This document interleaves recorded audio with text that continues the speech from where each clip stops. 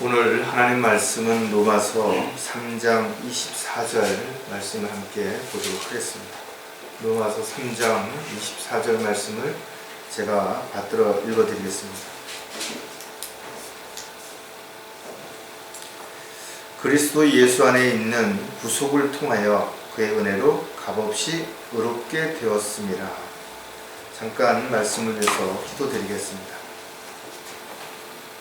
저희들 사랑하셔서 영원한 지옥의 형벌로부터 구원해 주시고, 또 사랑하셔서 하나님의 자녀로 삼아 주시고, 또 바른 진리 가운데 살아갈 수 있도록 특권을 주셔서 참으로 감사를 드립니다. 세상이 어떻게 변하든, 또 사람들의 가치관이 어떻게 달라지든 늘 말씀 안에서 주님만을 바라보고, 또 소망 가운데 주님을 간절히 기다리는 저희들의 삶이 되도록 인도해 주시옵소서. 특히 저희들 각자가 있어야 할 곳에서 맡겨진 일들을 잘 감당해 갈 수 있도록 지혜와 능력을 허락해 주시고, 또 정신을 차리고 깨어있는 가운데 마귀의 미혹과 세상의 유혹을 능히 이겨내고 주님 기뻐하시는 부끄럽지 않은 삶을 살아갈 수 있도록 인도해 주시옵소서. 저희들이 비록 부족하고 어리석지만 늘 주님 안에서 주님의 종으로, 일꾼으로 맡겨진 일들을 잘 감당해 갈 수 있도록 주님 또한 함께 해주시옵소서. 다시 오실 우리 주 예수 그리스도의 이름으로 기도드렸습니다. 여러분들은 노아하면 어떤 생각이 나십니까? 대부분 노아의 방주가 가장 먼저 떠오르실 것이에요. 근데 성경에 보면 노아를 이렇게 표현하고 있습니다. 노아는 의인이요 당대의 완전한 사람이었으며 하나님과 동행한 사람이라 이렇게 기록하고 있습니다. 즉 의인하면 노아를 예표로 이렇게 제시하고 있는 것이에요. 근데 노아는 또 한편으로 보면 술 취한 그런 자신의 벌거벗은 모습을 드러내는 그런 부분들도 분명히 있었음에도 불구하고 노아를 당대의 의인으로 이렇게 인정을 하고 있습니다. 양심 시대에는 양심을 지키는 사람들이 의인이 될 수가 있었고, 율법 시대에는 율법을 지키는 사람이 의인이 될 수 있었겠죠. 그러나 우리가 조금 더 살펴보면 구약의 의인은 어떤 행위를 통해서 인정을 받았기 때문에 그가 행위적인 어떤 문제가 생기면 의인으로서의 자격이 박탈이 되는 것입니다. 에스겔 선지자가 그것을 잘 증거하고 있는데, 의인이 자기 의로부터 돌이켜 죄악을 범하면 내가 그 앞에 장애물을 놓으리니 그가 죽으리라 이렇게 했습니다. 많은 사람들이 지금도 이런 행위적인 의인으로서의 삶에 대한 부분들을 잘못 생각하기 때문에 혹여라도 교회의 어떤 종교 지도자가 또는 교회에 관련된 사람들이 사회적인 무리를 일으키거나 비난받을 일을 있으면 싸집어서 하나님을 믿는 사람들이 입으로는 의인이라고 말하는 사람들이 이렇게 공격을 하기도 합니다.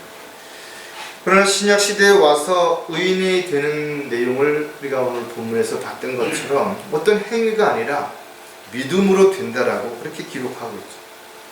특히 로마서 4장 5절에 보면 행함이 없어도 불경건한 자를 의롭다 하시는 그분을 믿는 사람들에게는 그의 믿음이 의로 여겨지느니라.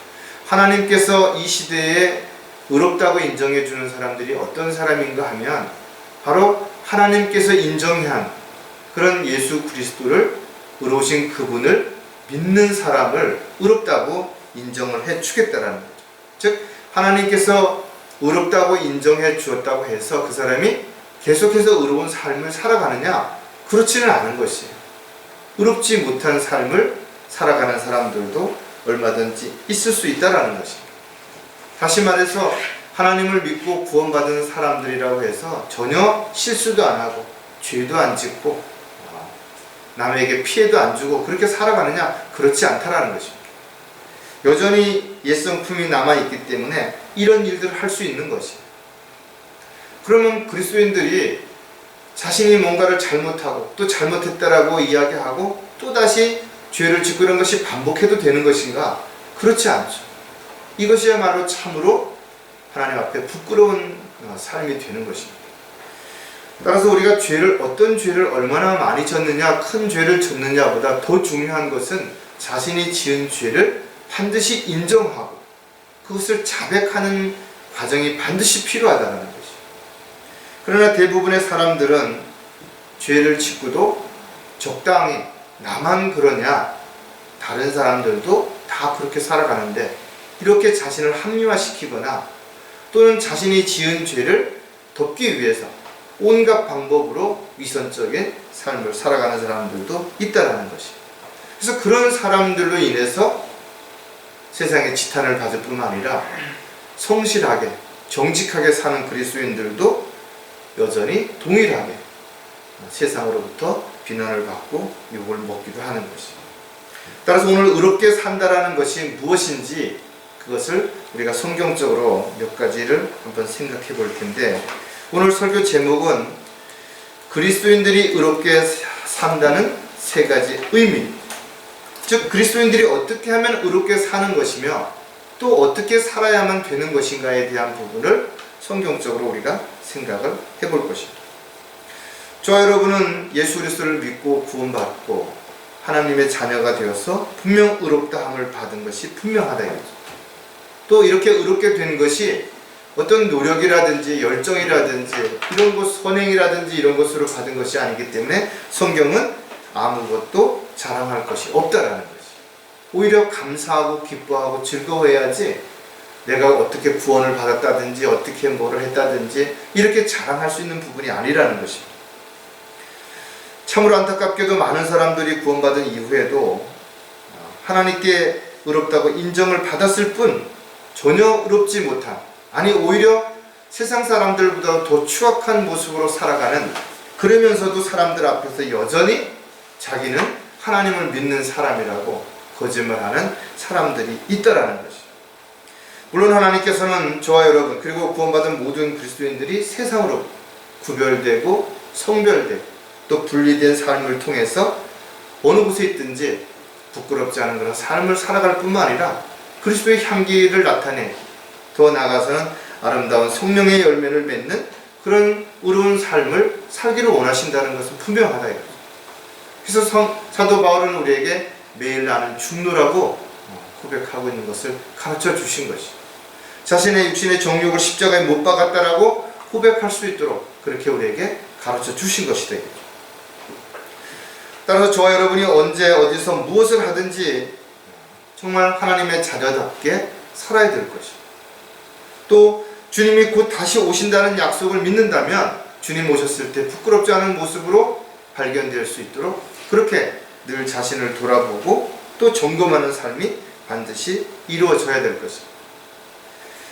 의롭다라는 말이 히브리서에 보면 세 가지 의미를 가지고 있어요. 그 내용을 우리가 하나씩 살펴보면서 우리가 하나님 자녀로서 의롭게 살기 위해서 이런 부분들을 이렇게 지키고 이렇게 살면 되겠구나 하는 것을 좀 더 한번 자신을 점검하는 계기가 되시길 바랍니다.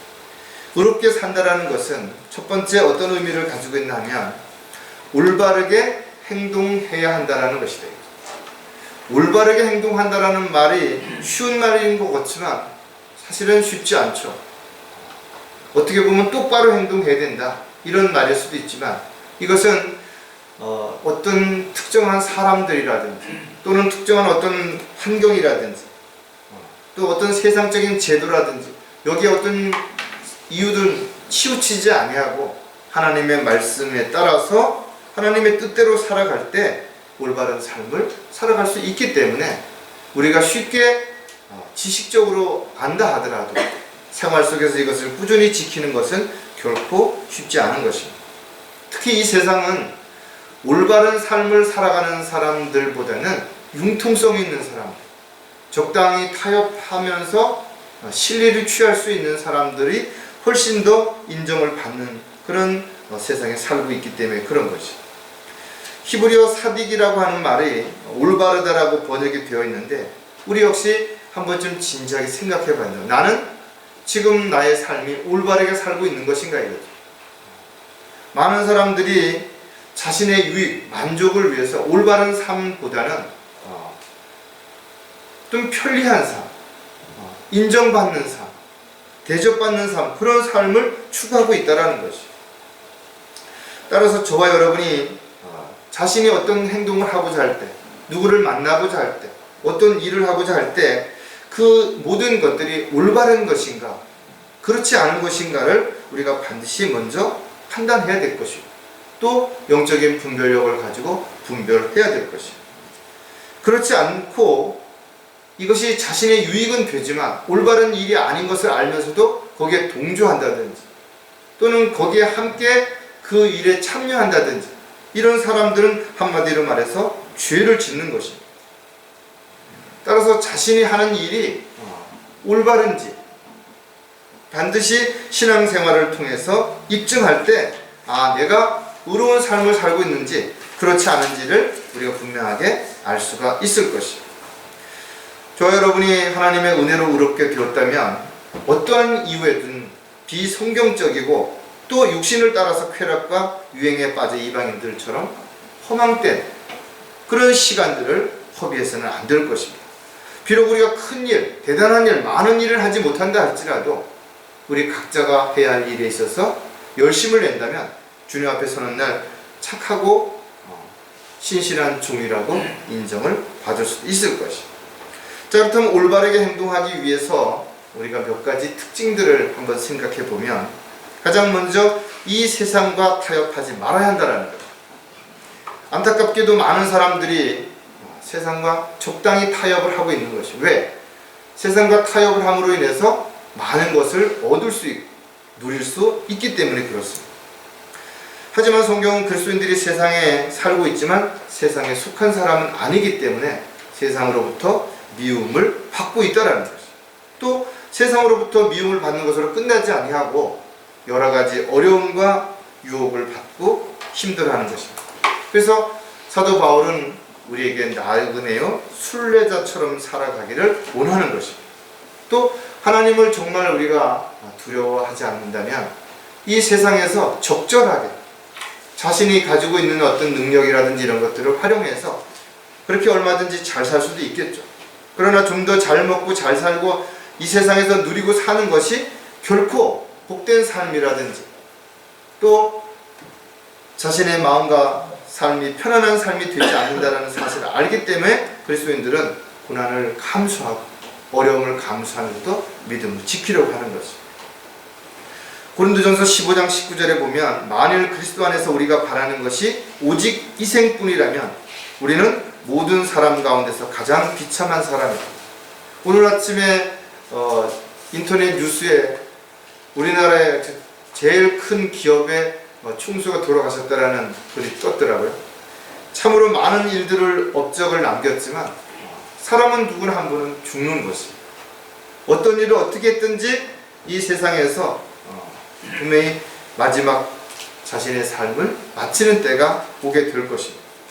따라서 잘 살았든 못 살았든 유명하든 유명하지 않든 세상 사람들이 알아주든 몰라주든 간에 어차피 짧은 안개와 같은 생을 살다가 가는 삶이라면 저와 여러분이 과연 무엇을 하면 어떻게 사는 것이 가장 가치 있고 의미 있는 삶인 것인가요?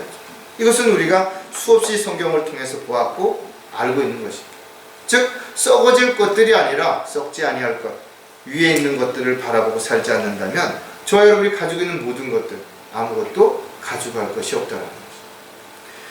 따라서 비록 저와 여러분이 지금 고난과 어려움 가운데 있다 할지라도 이제 곧 주님이 다시 오신다는 사실을 우리가 믿고 있다면 우리는 남은 시간, 각자에게 주어진 시간들 속에서 최선을 다하는 저와 여러분이 반드시 되어야 될 것입니다.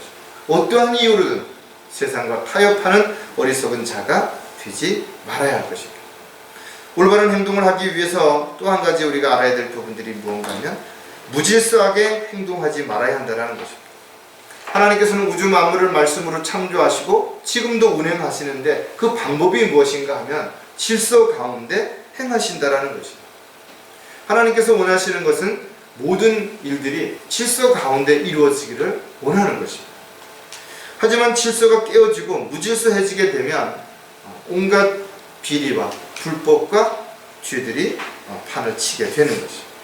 인간은 바벨탑을 쌓아서 하나님께 도전을 하기도 했고 선택받은 이스라엘 백성들은 스스로 신정 통치를 거부하고 이방인들처럼 왕을 요구하기도 한 것이죠. 아모스 선지자는 이스라엘의 죄 가운데 그들이 의인을 괴롭히고 뇌물을 받으며 성문에서 가난한 자를 그들의 올바른 길로부터 벗어나게 하였다고 책망하고 있다. 오늘날도 많은 사람들이 하나님의 일을 한다고 말하면서, 목사라고 말하면서 오히려 올바른 길로부터 벗어나게 하는, 실족하게 만드는 이런 일에 앞장서고 있는 사람들도 있는 것이. 그러나 그들이 가면을 쓰고 있기 때문에 쉽게 사람들이 알아보지 못하는 것이죠. 데살로니가 후서 3장 6절에도 보면, 형제들아 우리 주 예수 그리스도의 이름으로 너희에게 명하노니 무질서하게 행동하고 우리에게서 받은 전통을 따라 행하지 않은 모든 형제를 멀리하라. 초대 교회의 내용들을 우리가 또 살펴보면 그 안에도 질서를 어지럽히는 사람들이 분명히 있었다라는 거예요. 성경은 무엇이라고 기록하는가 하면 그들은 무질서하게 행하여 전혀 일하지 아니하고 모든 일에 참견만 했던 것이다. 지금도 그런 사람들이 있죠. 하나님께서는 교회와 가정이 또 사회가 모두 질서 가운데 하나가 되기를 원하지만 법을 만드는 사람들이 오히려 온갖 궤변을 열어놓고 법리적인 해석이라는 말도 안 되는 어떤 그런 내용들을 가지고 오히려 법을 무질서하게 만드는 그런 일들을 우리가 뉴스를 통해서 보고 있는 거죠. 또 세상은 문화, 예술, 교육, 스포츠와 같은 이름을 앞세워서 하나님의 뜻을 거역하고 무질서하게 만드는, 그리고 엉뚱한 일에 화합을 하게 만드는 그런 일들이 일어나고 있는 거죠. 에큐메니칼 운동이라든지 뉴에이지 운동과 같은 그런 것들이 바로 오히려 사회를 혼란스럽게 만드는, 사람들로 하여금 혼동하게 만드는 그런 결과를 가져오는 거죠. 즉 의롭게 된 그리스도인들이 올바른 생활을 하기 위해서는 반드시 모든 일을 질서 가운데 행해야 되는 거죠. 그렇게 살도록 하기 위해서 가정에, 교회에 영적인 본의를 주어서 질서를 바로잡게 해주신 것입니다. 올바른 행동을 하기 위해서 또 한 가지 우리가 알아야 될 부분들이 뭔가 하면 그리스도의 법을 어기지 말아야 한다는 것이죠. 나라에는 분명히 법이 있습니다. 회사에도 회사 나름대로의 어떤 사규가 있겠죠. 그리고 작은 동호회 같은 그런 모임에도 나름대로 지켜 행해야 할 그런 어떤 규칙이라든지 이런 것들을 분명히 만들어 놓고 있다. 왜? 이런 것들이 없다면 모두 다 자기들이 옳다라고 또 어떤 잘못을 해도 거기에 대한 어떤 판단이라든지 어떤 벌을 내릴 수 없기 때문에 그런 것이죠. 그래서 법은 물이 흘러가듯이 정해진 순리를 따라서 그렇게 흘러가야 되는데 오늘날 많은 사람들이 법을 인위적으로 막고 있다 이거죠. 그래서 법이 역행을 하고 있는 것이죠. 세상의 법은 사람들과 상황에 따라서 언제든지 그 내용이 바뀌어질 수도 있고 적용하는 것이 달라질 수도 있는 것입니다.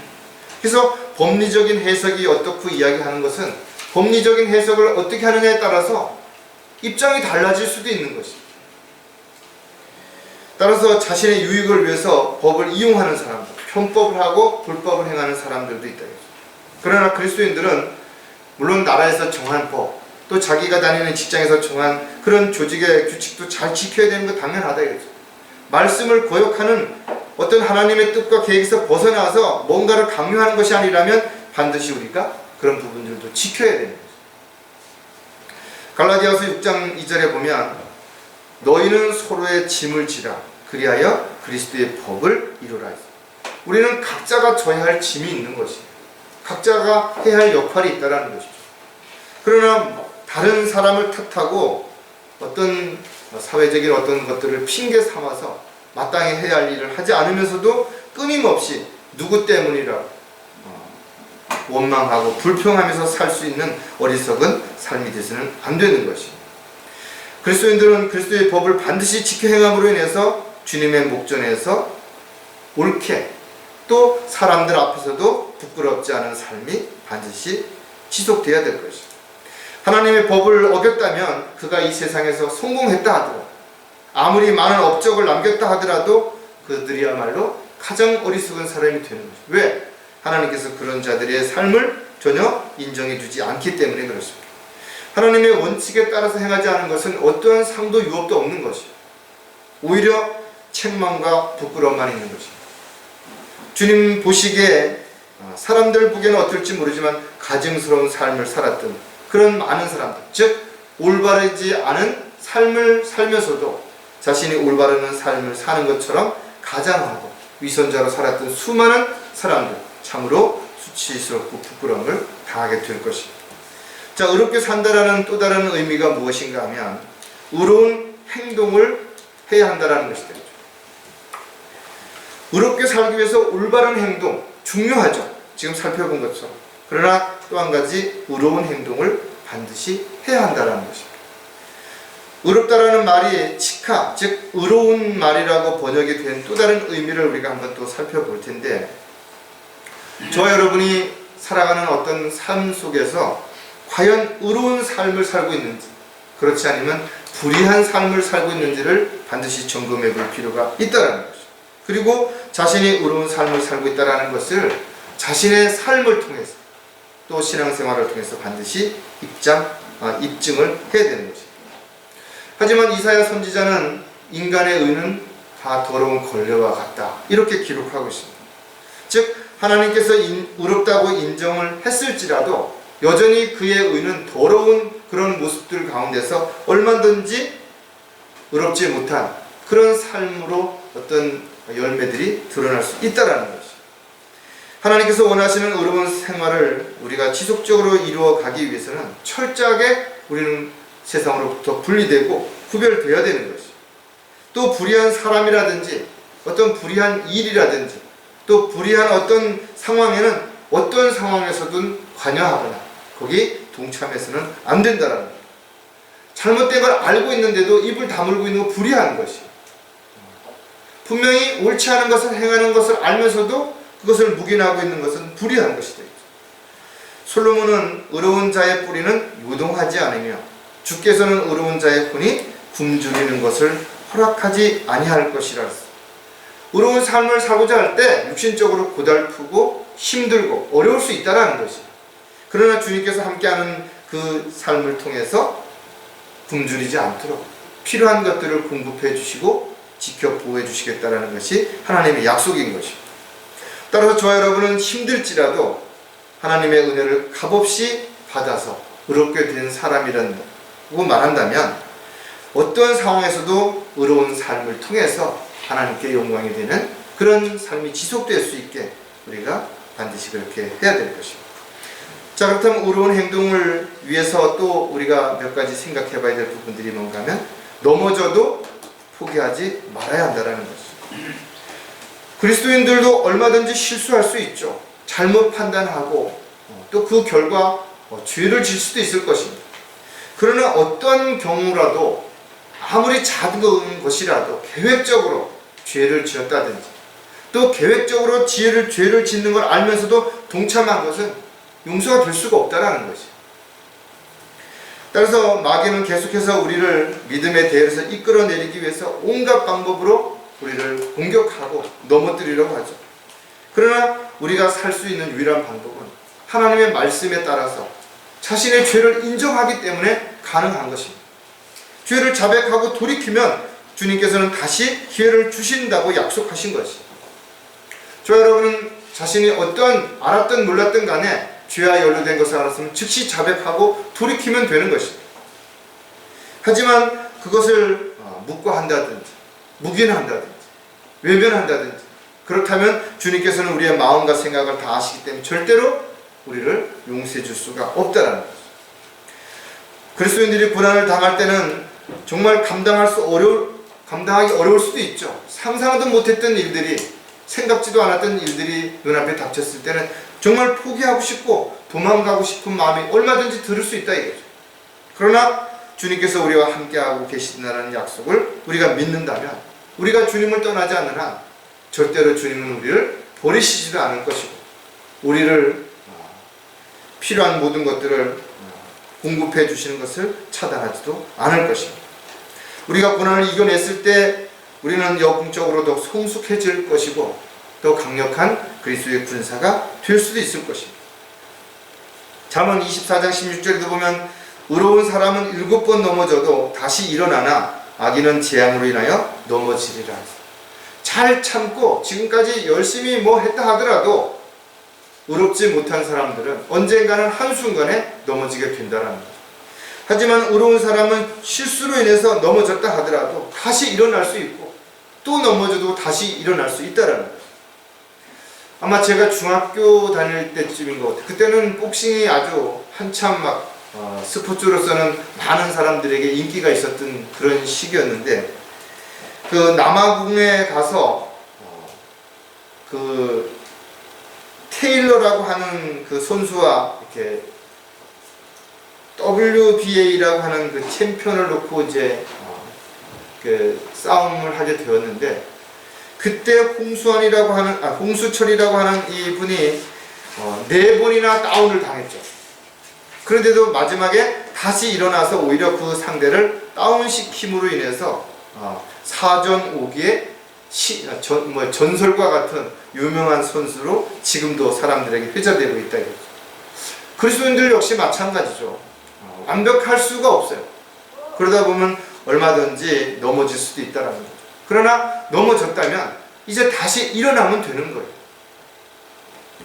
오히려 넘어질까 조심하지 않고 자기가 뭐든지 할 수 있다고 그런 교만에 빠진 사람이 훨씬 더 불안하고 또 어려움을 겪을 수 있다는 사실도 우리는 반드시 기억을 해야 될 것입니다. 따라서 저와 여러분이 서로 지체들을 격려하고 위로하고 힘을 북돋아 줌으로 인해서 어떠한 상황에서도 좌절하거나 포기하지 않고 함께 달려갈 길을 마칠 수 있도록 서로에게 힘이 되는 의로운 형제 자매들이 반드시 되어야 될 것입니다. 의로운 행동을 하기 위해서 또 하나 더 우리가 살펴보면 불의한 증인이 되지 말아야 한다는 것입니다. 의로운 생활을 하기 위해서 우리가 의로운 길에 넘어서 다시 일어난다 하더라도 또 우리가 또 다른 어떤 문제를 위해서 다시 넘어질 수 있죠. 중요한 것은 어떤 상황에 처한다 하더라도 자신의 유익을 위해서 순간적인 어떤 어려움을 모면하기 위해서 불의한 증인이 되거나 그런 일에 가담해서는 안 된다는 거죠. 고린도전서 6장 9절에도 보면 불의한 자는 하나님의 나라를 상속받지 못한다는 것을 너희가 알지 못하느냐? 속지 말라. 음행하는 자들이나 우상 숭배하는 자들이나 간음하는 자들이나 여자처럼 행사하는 자들이나 남자 동성연애자들이나 쭉 그런 내용들이 나온다. 많은 사람들이 생활 속에서 불의한 모습으로 살아가고 있는 것입니다. 즉 의로운 삶이 아니면 불의한 삶을 살아가는 것을 스스로 입증하는 것입니다.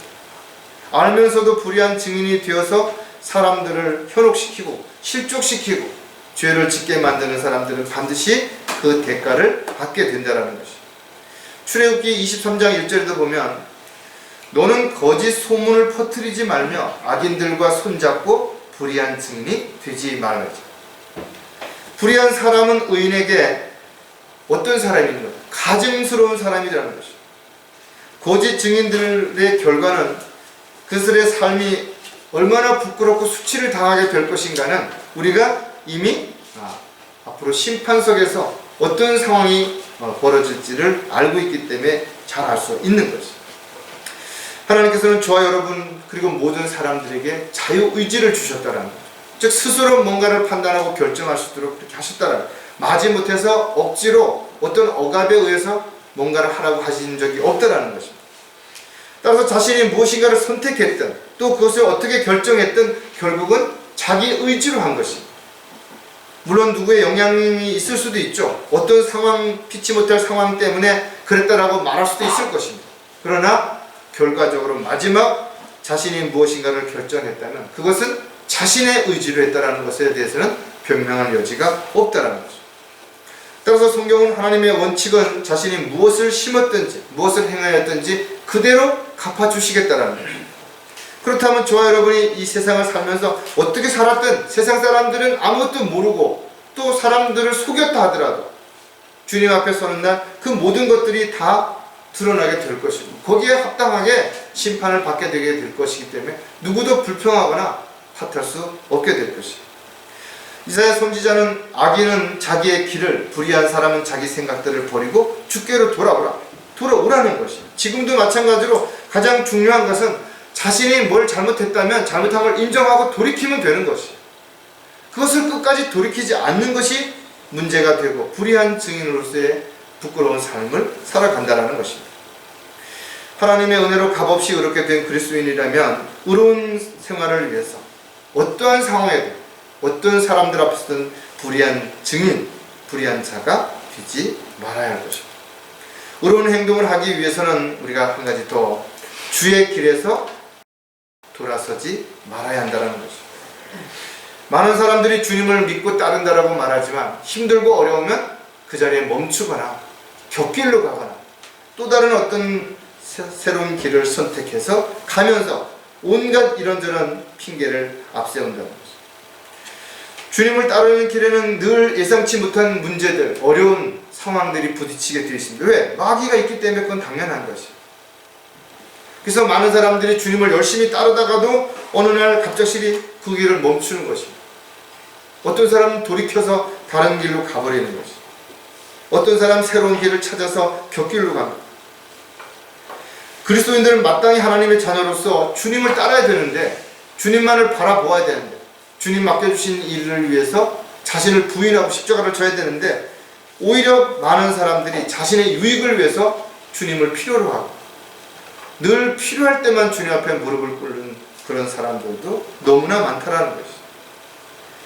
어떤 유혹과 미혹이 있어도 우리는 절대로 주님을 따르는 길에서 이탈하지 말아야 됩니다. 사도 바울과 같이 달려갈 길을 맞추는 순간까지 함께 그 길을 가야 되는 것입니다.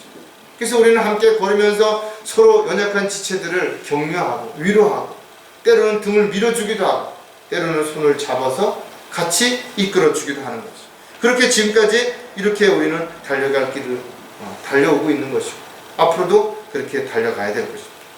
사도행전 13장 10절에 보면 말하기를 오 모든 간교와 악행으로 가득 찬 너 마귀의 자식아, 너 모든 의의 원수야. 내가 주의 의로운 길에서 돌아서게 하는 일을 그치지 못하겠느냐? 주의 의로운 길에서 돌아서게 하는 자들이 어떤 자들이냐 이거죠. 성경은 마귀의 자식이라고 말하는 것이죠. 그리고 모든 의의 원수라고 분명하게 제시하고 있다 이거죠. 다시 말해서 사람들 앞에서 어떻게 뭐라고 얘기를 했든 간에 주의 길에서 그리스도인들을 돌이키게 만들었다든지 실족하게 만들었다든지 곁길로 가게 만들었다든지 포기하게 만들었다든지 그들은 모두 마귀의 자식이라는 것이 마귀의 종이라는 것입니다. 때로는 달콤한 말로 그럴듯한 말로 사람들을 회유하고 속였다 할지라도 결과적으로 그 많은 사람들이 그 달콤함에 속아서 넘어갔다 하더라도 자신의 유익 때문에 입을 다물었다 하더라도 결과적으로는 그들 모두가 하나님 보시기에 합당하지 못한 삶을 살고 있는 것이죠. 의롭지 못한 삶을 살고 있는 것이 분명한 것입니다. 올바른 영적 분별력을 가지고 우리는 스스로를 살펴볼 뿐만 아니라 끊임없이 자신이 만나고 함께하는 사람들 또 그런 어떤 단체들 이런 것들 교회 끊임없이 점검해보고 또 살펴볼 필요가 있다라는 거죠. 언제 어떻게 될지 아무도 알 수가 없기 때문에 그런 거죠. 한순간에 믿음의 델에서 이탈해서 의롭지 못한 삶을 살아가면서도 여전히 하나님의 일꾼이라고 또 하나님의 자녀라고 그러면서 사람들을 회유하고 있는 사람들이 얼마든지 있을 수 있기 때문에 그렇습니다. 자, 마지막으로 의롭게 산다라는 또 다른 의미는 무엇인가 하면 정직하게 행동을 해야 한다라는 것입니다. 의롭게 살기 위해서 우리가 올바른 행동, 의로운 행동을 하고 있다 할지라도 또 한편으로 정직하지 못하다면 여전히 우리는 의롭지 못하기 때문에 비난과 손가락질을 받을 수 있게 되는 것입니다. 히브리어로 의롭다는 말이 야세, 즉 정직하다라는 의미로 또 우리가 번역을 해서 볼 수도 있는데 그리스도인들이 의로운 삶을 살기 위해서 가장 중요한 부분이 정말 신실한 그리스도인으로 발견되는 것입니다. 청지기에 요구되는 것이 신실함인 것처럼 하나님의 일꾼이라면 또 주님의 종이라면 언제 어디서 무엇을 하든지 정직한 그런 삶이 지속되어야 된다. 누가 보든 보지 않든 중요하지 않은 것이 알아주든 몰라주든 별로 중요하지 않다라는 것. 세상 사람들이 뭐라 하든 더더욱 중요한 것은 내가 주님 앞에 내가 하는 일이 정직한 것이고 내가 부끄럽지 않은 일을 하고 있다면 주눅들 필요도 없고 눈치 볼 필요도 없고 두려워할 일도 전혀 없다라는 것입니다. 따라서 저와 여러분은 우리의 삶을 통해서 정직한 생활을 통해서 자신이 의인임을 입증할 수 있는 삶이 지속되어야 되는 것입니다. 고린도후서 13장 7절에도 보면 이제 나는 너희가 악을 행하지 아니하도록 하나님께 기도하노니 이는 우리가 인정받는 자로 나타내려는 것이 아니라 비록 우리가 버림받은 자같이 될지라도 너희로 정직한 것을 행하게 하려 합니다. 사람들에게 어떻게 비난을 받을 수도 있겠죠. 그러나 정말 우리가 정직한 삶을 살아간다면 주님은 그 사실을 다 알고 계신다는 거죠. 세상 사람들이 알아주든 몰라주든 하나님께서는 우리의 모든 걸 다 알고 계시고 다 보고 계시는 거죠. 따라서 저와 여러분이 가장 두려워할 분은 오직 주님 한 분밖에 없다는 거죠. 사람을 두려워하고 사람들을 인식하는 이유는 자신이 하는 일들이 옳지 않기 때문에, 정직하지 않기 때문에 그럴 수밖에 없다는 거죠. 시편 기자는 우리에게 이런 위로의 말을 준다. 정직한 자가 주의 면전에 거하리라. 반대로 악인의 희생제는 주께 가증한 것이 되지만 정직한 자의 기도는 주님께 기쁨이 된다는 거죠. 왜 저와 여러분이 주님 앞에서 정직한 삶이 지속되어야 되는지에 대한 부분들을 잘 설명해 주고 있는 거죠. 정직하게 행동을 하기 위해서도 우리가 몇 가지 생각해 볼 것이 악한 계획을 세우지 말아야 된다. 요즘 신흥 종교들이 얼마나 많습니까? 교회 이름을 앞세우는 온갖 비리와 불법을 행하는 그런 종교 단체들이 얼마나 극성을 부리고 있는 것인가. 그들 나름대로도 이렇게 주장하죠. 자신들도 진리를 따라서 행한다는 것이죠. 열성을 가지고 또 많은 숫자를 가지고 사람들을 갖다가 회유하고 있습니다. 그들은 사람들에게 보이기 위해서 철저하게 자신들이 하는 일들을 감추고 포장하는 거죠. 그래서 때로는 사람들 앞에 아주 정말 훌륭한 사람인 것처럼, 선한 사람인 것처럼, 착한 사람인 것처럼, 독지가 자선 사업가처럼 그렇게 가장하기도 한다라는 것이죠. 하지만 이러한 자들이 어떠한 이유든지 악한 계획을 세우고 가식적인 행위를 하고 있다면 그들은 이미 하나님 보시기에 가증스러운 자가 분명한 것이죠. 남을 속이기 위해 위선자로 살아가는 것은 세상 사람들 앞에서는 유익을 얻을 수 있겠죠. 그러나 참으로 부끄러운 삶이 된다는 것이죠. 잠언 28장 10절도 의인을 악한 길로 그릇되게 한 자는 누구나 스스로 자기 함정에 빠질 것이나 정직한 자는 좋은 소유물을 얻으리라. 절대로 하나님께서 묵고하시지 않았죠. 반드시 그 대가를 받게 되는 것입니다. 자신이 그렇게 하지 않는다면 자신과 관련된 누군가가 피해를 보더라도 반드시 그렇게 되는 것이죠. 영적 전쟁이 일어나면 위선자들은 더욱 자신의 믿음을 내세우고 업적을 앞세워서 오히려 상대를 더 본경에 빠뜨리려고 그렇게 온갖 방법을 하죠. 그러나 영적으로 어리고 영적인 분별력을 잃은 사람들은 그들의 회유에 넘어갈 수밖에 없는 거예요. 자기의 유익을 먼저 생각하는 사람들은 그것을 인정할 수밖에 없게 된다는 거예요. 성경은 선을 악하다고 하거나 악을 선하다고 속이는 자는 죄를 짓는 자라고 분명히 기록하고 있는 것입니다.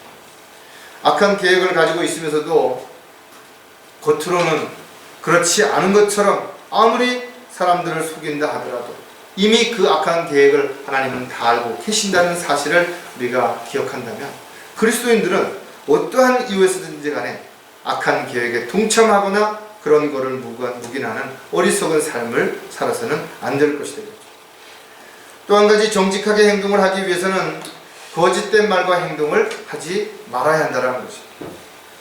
요즘 정치인 하면은 거짓말, 내로남불, 자기가 하면은 노맨쓰고 남이 하면은 불륜이고 그런 식으로 끊임없이 말 바꾸는 사람들, 유독 정치인들만 그런 거 아니죠. 아담의 성품을 가진 사람들이라면 기회가 주어지면 누구나 자신의 유익을 위해서 거짓말하고 또 거짓말을 하려고 한다는 것이죠.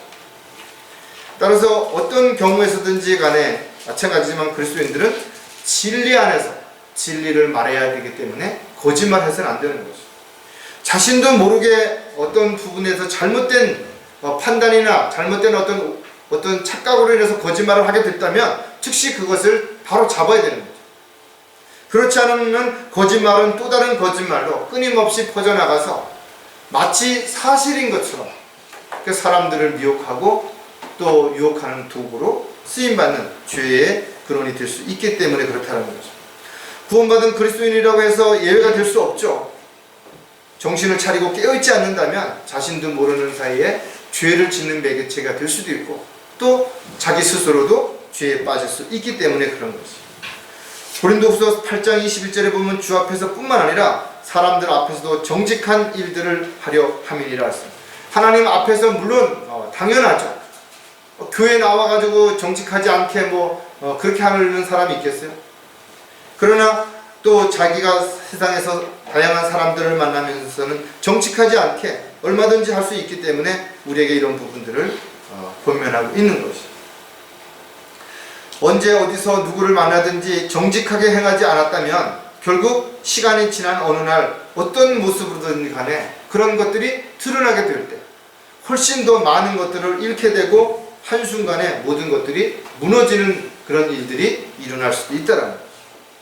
마귀는 그리스도인들조차도 순간 거짓말을 하게 함으로써 신뢰를 떨어뜨리고 믿음을 지키지 못하도록 만들어요. 여러분들이 만약에 순간적으로 자신도 모르게 어떤 말을 하다가 거짓말을 한번 했다 이거죠. 근데 그것이 금방 들통이 나버린 것이에요. 그럼 내가 그거는 그때 잘못 생각을 하고 어떻게 변명을 한다 하더라도 주변 사람들은 저 사람도 거짓말 한다 이거죠. 그리고 지금까지 수없이 많은 거짓말을 했는데 저 사람이 위선으로 그걸 감추고 있었기 때문에 우리가 몰랐을 뿐이다. 욥의 친구들이 와서 욥에게 했던 것과 동일하게 그렇게 이야기함으로 인해서 한 번의 거짓말, 한 번의 잘못된 어떤 그런 것들이 자신의 신뢰를 그동안 쌓아놨던 것을 한순간에 무너뜨릴 수 있게 된다는 거죠. 따라서 그리스도인들은 말과 행동에 있어서 더욱 조심해야 될 뿐만 아니라 의로운 삶을 살기를 원한다면 자신이 하는 말이 도대체 어떤 말인지를 끊임없이 점검하고 또 점검하고 또 자신이 한 말에 대해서 반드시 책임을 질 수 있는 그런 저와 여러분이 되어야 될 것입니다. 정직하게 행동을 하기 위해서는 하나님의 은혜를 잊지 말아야 한다는 것입니다. 저와 여러분이 지옥의 형벌로부터 구원받게 된 것은 오직 하나님의 은혜의 선물이래요. 어떤 자격, 조건을 갖췄기 때문에 우리가 구원받은 것이 아니라는 것이죠. 따라서 하나님의 자녀의 신분으로서 산 소망을 가지고 살 수 있다는 것에 대해서 우리가 정말 감사하고 또 기뻐한다면 주님이 주신 은혜의 선물이고 또 하나님이 주신 특권이라고 생각한다면 우리는 매일매일 자신의 삶을 돌아보면서 하나님의 은혜에 감사해야 됩니다. 하지만 구원받은 많은 사람들조차도 세상으로 돌아간 것이죠. 하나님의 은혜를 잊어버렸기 때문에 그런 것이죠. 현실의 만족을 취하기 위해서 그렇게 했다는 거죠. 세상은 정직한 사람보다 적당히 타협하는 사람, 아첨하는 사람, 자신의 귀를 즐겁게 해주는 사람들을 훨씬 좋아하고 있다는 것이죠. 따라서 정직하게 살고자 할 때 그리스도인들은 손해를 볼 수 있어요. 많은 어려움을 겪을 수 있다는 것입니다. 그럼에도 불구하고 성경은 우리에게 언제 어디서든지 정직하게 살기를 원하는 것입니다. 고린도후서 1장 12절에도 보면 우리의 자랑은 이것이니 우리의 양심의 증거라. 이는 우리가 진지함과 경건한 성실함으로 하되 육신의 지혜가 아닌 하나님의 은혜로 세상에서 행하고 또 너희를 위하여 보다 풍성히 행한 것이라. 저와 여러분은 주님의 은혜와 사랑 안에서 지금도 모든 것들을 공급받고 있다는 것을 인정한다면 매일매일 아주 작은 것도 주님 앞에 감사와 은혜 가운데서 살아가는 저와 여러분이 되어야 될 것입니다. 의롭게 된 그리스도인들이 하나님의 은혜를 잊는 순간 우리는 불의하게 된다는 것. 의롭게 살 수 없는 것입니다. 정직하게 살 수도 없고 올바르게 살 수도 없고 옳게 행할 수도 없게 된다는 것입니다. 오늘 우리가 살펴보았던 것처럼 우리는 예수 그리스도를 믿음으로 의롭게 된 사람이래요. 하나님은 분명 우리를 의롭다고 인정해 주셨다는 것. 그럼에도 불구하고 여전히 우리에게는 옛성품들이 남아있어서 자신도 모르게 의롭지 못한 그런 삶을 살 수도 있기 때문에 우리가 오늘 살펴본 것처럼 우리가 언제 어디서 무엇을 하든지 누구를 만나든지 항상 생각해야 되는 부분은 내가 지금 올바르게 행동하고 있는 것인가, 의로운 행동을 하고 있는 것인가, 정직하게 행동을 하고 있는 것인가에 대한 부분이 매일매일 점검되어지는 저와 여러분이 되시기를 주의 이름으로 부탁을 드리겠습니다. 기도하겠습니다. 하나님 아버지 참으로 감사를 드립니다. 저희들이 의롭게 된 것은 오직 주님의 은혜요, 또 주님이 주신 특권이며 사랑의 선물입니다. 저희들이 이런 의로운 삶을 지속적으로 살아야 되는데도 불구하고 때로는 세상에서 실수로, 잘못으로 죄를 짓기도 하고 또 잘못된 판단과 결정으로 인해서 다른 사람에게 피해를 줄 때도 있습니다. 저희들이 매 순간 정신을 차리고 깨어있는 가운데 어려운 삶을 살아갈 수 있도록 지혜와 명철을 허락해 주시고, 또 저희들이 하는 말과 행동을 늘 돌아보아서 책임을 질 줄 아는, 부끄럽지 않은 삶을 살아가는 저희들이 되도록 역사해 주시옵소서. 다시 오실 우리 주 예수 그리스도의 이름으로 기도드렸습니다. 아멘.